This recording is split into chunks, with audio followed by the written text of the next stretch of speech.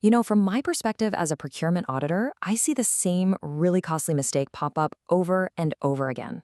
It all boils down to what seems like a simple question, but man, it has huge financial and legal consequences. The question is, what actually makes a change to a government bid legally binding? So let's dig in and get to the bottom of this. Okay, so picture this scenario. It happens all the time. You're in a pre-bid conference, and the procuring entity agrees to a pretty significant change. Everyone in the room is on board, nodding along, and yep, it's all captured right there in the official minutes. But here's the kicker. The formal notice, that official bid bulletin, it's never sent out. So now you've got a bidder, someone who is right there in that meeting, and they submit their proposal based on that new agreement. Is their bid valid? Or are they basing their entire proposal on, well, a promise that doesn't legally exist? That's the core question we're going to tackle. All right, so to really untangle this, we've got to go back to the beginning. We need to start right where this whole situation kicks off, the pre-bid conference itself and the official record that comes out of it. So what exactly are these pre-bid conference minutes? Well, the procurement law is super clear about this. Think of the pre-bid conference as the main stage for discussion, and the minutes? They are the official memory of that event. Their one and only job is to capture everything. What was said, what was asked, what was clarified. It's basically the official transcript of the whole conversation. Nothing more, nothing less. And these minutes, they cover the whole shebang, right? From eligibility requirements to the nitty-gritty of technical and financial components. But, and this is the critical distinction, the thing I always look for as an auditor, the minutes are there to record what happened. They are not, and I mean not, there to change the official bidding documents.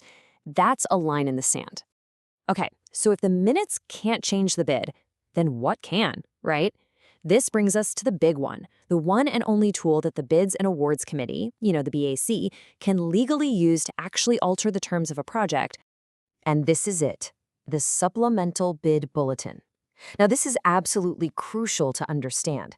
A bid bulletin isn't just some memo or a friendly update. No way. It is a formal, legally binding amendment. The moment a bulletin is issued, it literally becomes a new page in the bidding documents. It carries the exact same legal weight as every other part of the original terms. And hey, don't just take my word for it. Look at the law itself.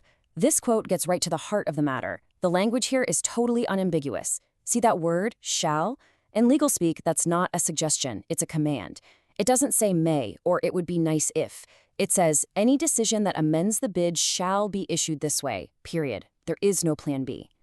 So when I'm sitting down to audit a procurement file, the line I draw between these two documents isn't just clear, it's absolute.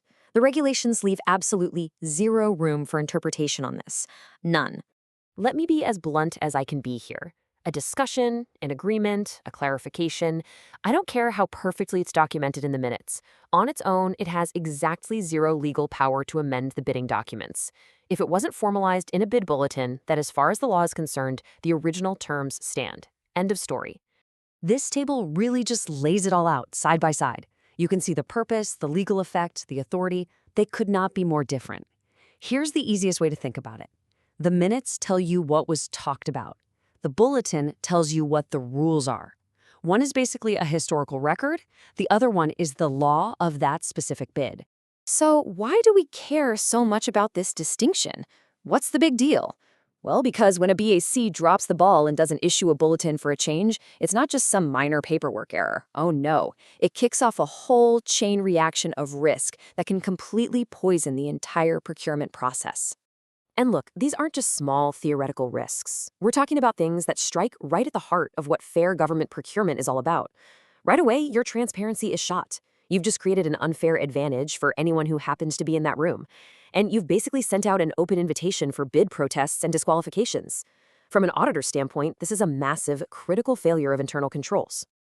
And this is exactly how that chain reaction plays out. It's like watching dominoes fall, and it's a total nightmare for any project. First, the unissued bulletin creates confusion. Then, because of that confusion, bidders start submitting bids that are inconsistent or just plain invalid. That, of course, leads to protests and legal challenges. And what's the end result? Often, the whole thing gets declared a failure of bidding, which just wastes enormous amounts of time and public money and sends everyone right back to the starting line.